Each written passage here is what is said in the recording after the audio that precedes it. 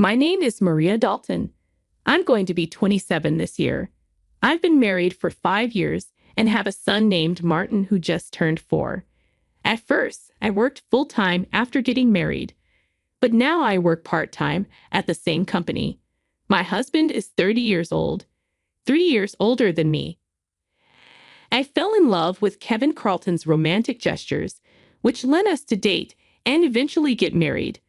But after we got married, Kevin, who used to be kind, started acting more controlling. Kevin has a younger sister named Jane Dalton, who is 20 years old. Kevin spoils her a lot, maybe because they have a big age gap. Before we got married, I didn't really have a problem with this and thought that Kevin and Jane got along well. After we got married, I started noticing some changes in Jane's behavior.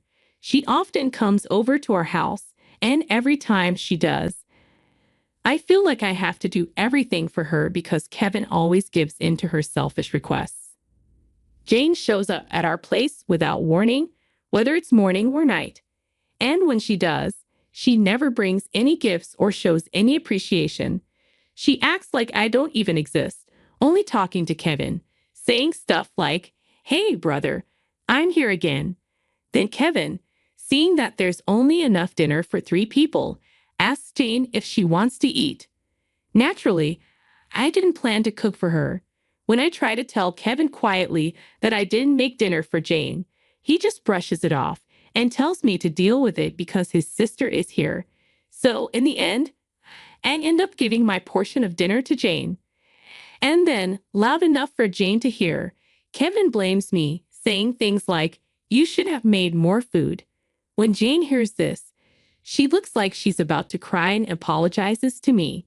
Kevin comforts her and scolds me, saying things like, "You're not being considerate," or "Don't be mean to my sister," even though Jane says sorry every time. I notice that Jane seems happier when Kevin pays more attention to her than he does to me. It's like she enjoys it. I fixed myself a meal from leftovers in the fridge, thinking I'll eat with Kevin and Jane and our son Martin. But just as I'm about to start, Jane tells Kevin she wants to talk to him alone. "Martin, you eat with your mom," Kevin says, moving us to another room. This isn't the first time he's done this. After Martin and I finish eating and go to clean up, I find Kevin and Jane chatting happily on the sofa. Their dishes are still on the table, untouched. They never bother to clean up. I feel like they see me more as a maid than a wife or sister-in-law. They don't talk to Martin either, as if he's just a maid's child brought to work. I start cleaning up in the kitchen and am about to give Martin a bath when Kevin calls me loudly. It's nearly 8 p.m., but he says, "Jane wants cake. Go buy it now. Get it from the shop near the station," he adds, specifying where. Going to the cake shop will delay Martin's bedtime, but when I hesitate, Jane says to Kevin, "I want it now," and Kevin rushes me, saying, "It's okay if he sleeps late today." What's with that attitude when Jane is here? Kevin starts loudly blaming me. I know I'll have to go to the cake shop, so I reluctantly decide to go. The shop near the station closes at 9 p.m., so if I hurry, I can make it. As I'm getting ready, I overhear Kevin and Jane talking loudly. They say things like, "She's so inconsiderate," and "Why did you marry her?" I can't leave Martin behind, so I take him with me.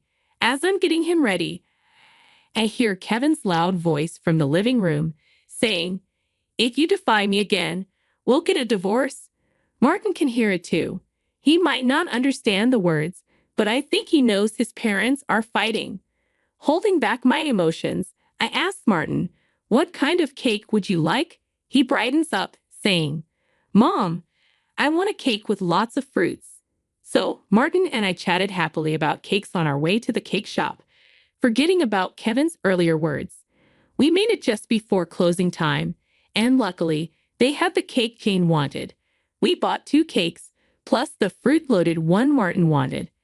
Back home, I served the cakes to Jane and Kevin, then prepared Martin's cake and took it to the dining room.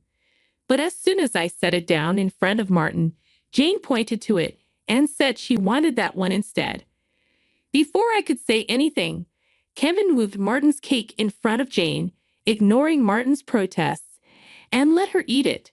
He said, "I bought that cake with my money, so I get to choose," which made me really upset.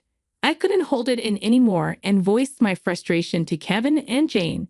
Kevin then threatened with divorce. Martin stopped crying but held my hand tightly, looking worried.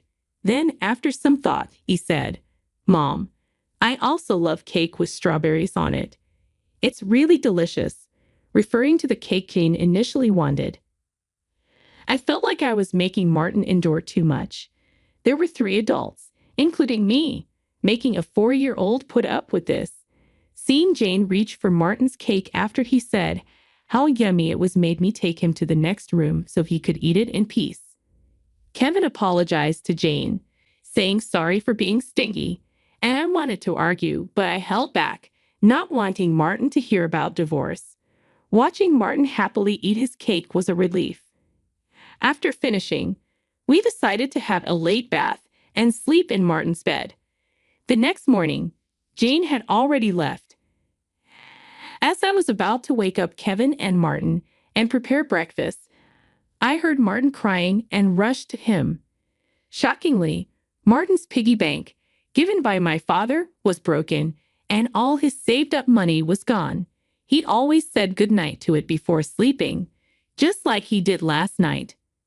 At that time, the only people in the living room were Kevin and Jane. Asked Kevin about the piggy bank, and he said indifferently that Jane needed some money, so she took it from there. As I held Martin, crying and shaking, I felt his pain so deeply that I cried with him. It hurt to see Kevin care more about his sister than our son. I felt a mix of anger and sadness. "Why are you making the mornings so tense?" "I feel terrible," Kevin exclaimed. "Don't you think you did something wrong? Martin is crying so much for the first time since our marriage." I expressed my anger towards him. I had always been careful not to argue in front of Martin, but I couldn't stay silent seeing him upset like this. Feeling hurt and shocked by Kevin's sudden actions, I watched as he handed me divorce papers and left the house with a loud bang. Martin, who had never cried over the issues with Kevin and Jane before, must have reached his limit. He had been crying since last night. Unable to bear seeing Martin so upset, I suggested we skip daycare for the day. Martin seemed happy to be with me and eagerly agreed. We spent the day playing together. Martin brought a picture book from the shelf, sat on my lap, and happily remarked that I was the teacher at nursery today, looking like an angel. His little heart must be full of patience. I decided to take the day off work to be with him, despite causing trouble at my workplace. When I explained the situation, they kindly granted me a day off, urging me to play a lot with Martin. In the morning, we went to the park, played games, and had fun on the playground equipment. When we got home and had lunch, Martin seemed tired and fell asleep on my lap, just like when he was a baby. Instead of doing household chores, I decided to cherish this moment and be healed by his peaceful sleeping face and breathing. As I dozed off, I was startled by a noise from the entrance. It wasn't time for Kevin to come home yet, so I became suspicious. Quickly grabbed Martin and hid in the bedroom closet, taking only my bag with valuables. I heard someone enter the house and search for something. It turned out to be Jane's voice. She seemed to be searching for something and made a phone call to Kevin, mentioning searching for something. I wondered if it could be one of my belongings they were looking for. Feeling unsettled by Kevin's behavior and Jane's unexpected intrusion into our home, I quickly packed essentials for Martin and myself. When Martin woke up, suggested we visit Grandpa's place. We headed to the station and took a train to my parents' house, which is conveniently just 2 stations away. Arriving unannounced, my parents welcomed us warmly, sensing something was wrong just by looking at my face. Martin immediately started playing with their pet dog, which helped me relax a bit. I recounted everything that happened with Kevin and Jane, explaining that I felt scared to stay at our house. My mother speculated that Jane might have been looking for my belongings, possibly my cash cards. It reminded me of my situation. I'm still the CEO of a successful online shop for handmade goods, but Kevin doesn't know. He thinks I've stepped down and only receive help from the company. I've kept this from Kevin because he's bad with money and only gives me a small amount for food expenses each month. He once suggested I quit my job and become a full-time housewife, but I refused. Eventually, he agreed to let me work part-time, but made me sign a post-marital property waiver to prevent me from considering divorce. Since Martin was born, I've struggled financially, using my savings for his nursery fees and clothes. I've never asked Kevin for more money beyond our agreed food budget. It seems like Jane and Kevin might be desperate for money, especially if they're searching for my cash cards. I have a separate savings account for Martin where a portion of my salary goes each month. But it's clear they won't find anything because I always carry my valuables with me. To be safe, my father suggested keeping my valuables at their house in their safe. It's concerning that Jane might have access to our house even when we're not there, and Kevin might be allowing it. Martin came to my father crying, explaining that his piggy bank was broken and he couldn't keep his promise to save up. My father became angry and decided to call Kevin. But my mother advised against it, saying we should calmly find out their purpose first to prevent them from making excuses later. We decided to record their conversation to find out their intentions. My parents consulted a lawyer friend, and we returned home. While I was cooking dinner, Kevin came home and immediately asked me about my cash cards. When I questioned him, he gave vague answers. Then he demanded all my part-time money for his sister. When I refused, he became angry and pushed divorce papers toward me, saying hurtful things about Martin and valuing Jane over him. I silently packed, took Martin, and left. Kevin insisted on divorce, but I couldn't go back to a house where my sister-in-law was treated like family while Martin and I were pushed aside. Kevin bombarded me with messages and calls, but I ignored them and went to my parents' house. I played them the recording and showed them the divorce papers. They advised me to do what's best for Martin, even if it means divorcing Kevin. But I fear that might hurt Martin too. While struggling with this decision, Martin said he was hungry, and my mother made him his favorite dish, hamburgers. Seeing her kindness toward Martin brought tears to my eyes. She said she prepared the hamburgers so that Martin and I could visit them anytime. After taking a bite of the hamburger, Martin exclaimed with a big smile, "Grandma's hamburger is so good. I want to eat it every day." He said this to my mother with joy in his eyes. I replied, "That's because this hamburger contains my love for you, Martin," as he took another big bite and offered some to me. Touched by his kindness, tears streamed down my face uncontrollably.